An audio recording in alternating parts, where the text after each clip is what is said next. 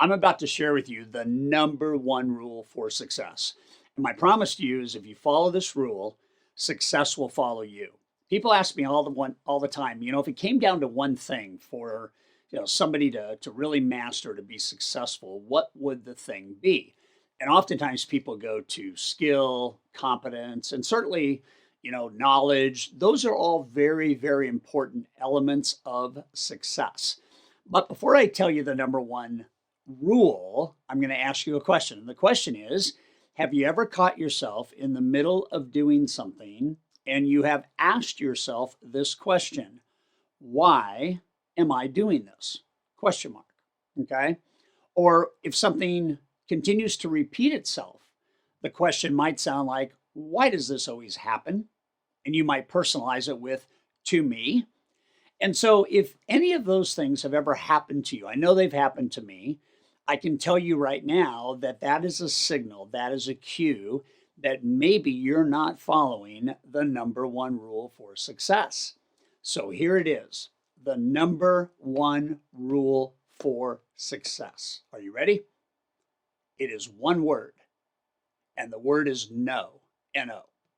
That's the number one rule for success. Now, what do I mean by that? What I mean by that is the most successful people in business realize that they need to be more intentional about what they exchange their time for. And I'll give you a very, very clear idea of what this means. When we take a look in our coaching company, when we're coaching loan originators and managers and real estate agents, we're always interested in how much time is actually being devoted to the simple idea of income producing activities. I've been talking about this since I was a loan officer in the 80s and 90s, certainly as we built this company and we wrote books about success. It is so much not about what you say yes to. It is about first what you say no to. And so early on, we came up with this idea of you have two lists in business. One's the to-do list, one is the not to-do list.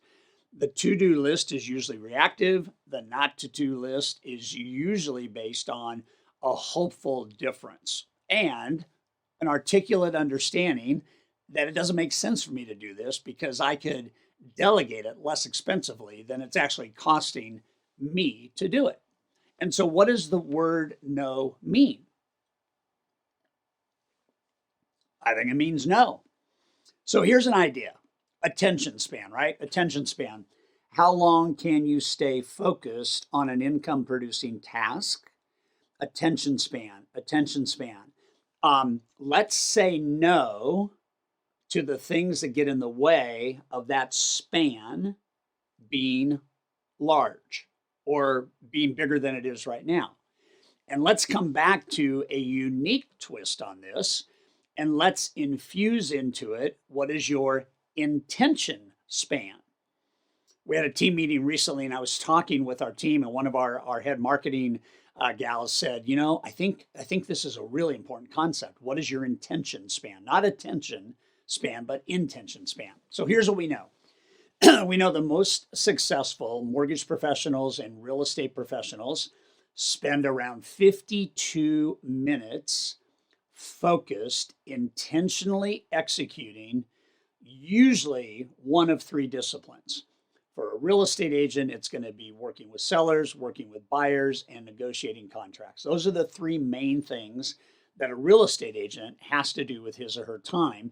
And again, the more that they theoretically say no to everything else that is impeding on 70 or 80% of the day being around those three things, the more likely they are to be more successful. So if I'm a mortgage professional and I help people with financing, my top three things are working with buyers who are going to buy, working with business owners and referral partners who know those buyers, and then having face-to-face high trust interviews with those clients.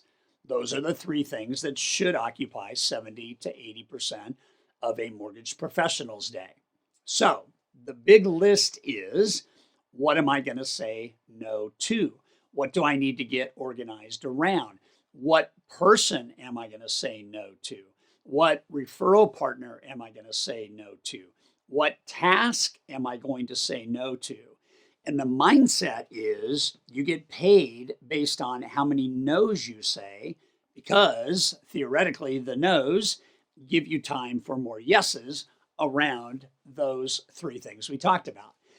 So when we talk about the not to do list, we're talking about a constant and vigilant oversight on your time. It's the biggest gift you'll ever have. It's the one non-renewable resource that you have, that we have. Once a minute is gone, you never get it back. A second gone, you never get it back. I know you guys know the basics of time management if you've been following me, but in Time Traps, we really, really talk about how do you free up your time to say yes to the things that you're passionate about that make you more revenue and that are actually the income producing things that as a practitioner, you should be about anyway. So the question would be, if you take a look at all the things that you want to say no to, we put people through an exercise in the academy, and we just had one about 4 weeks ago. And it was very interesting. The average number of hours per week that mortgage and real estate professionals say they're doing things that aren't directly producing revenue is 21 hours. That's half the work week. And so half the work week should be replaced by somebody who is competent that you can teach and then delegate these things to.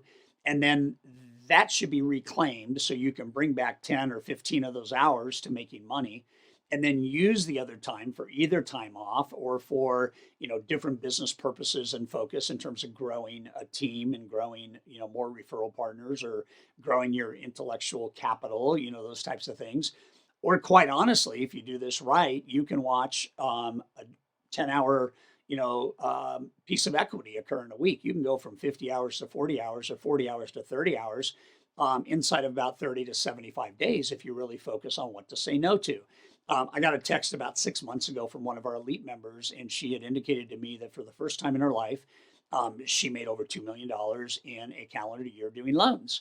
And she said the most important thing she made a decision on was what's unacceptable. What are the things happening in my business that are unacceptable that I should say no to? And as soon as she started saying no, and as soon as she started empowering her team to take over the things that she was saying yes to, her volume skyrocketed, the team performance skyrocketed, the 5-star reviews skyrocketed, and guess what else skyrocketed? Her joy, happiness, and fulfillment. And in that whole journey, she also lost about 70 pounds. So my message to you is the number one rule for success is the word no. Say no to the things that get in the way and replace those things with either talent that you can delegate to, efficiencies that you can automate, and take your time back and go do one of those three things that I just mentioned to you. Because at the end of the day, it's about saying yes to fewer of the right things that produce greater relationship and greater revenue. And that's it. That's it. Say no. Just say no.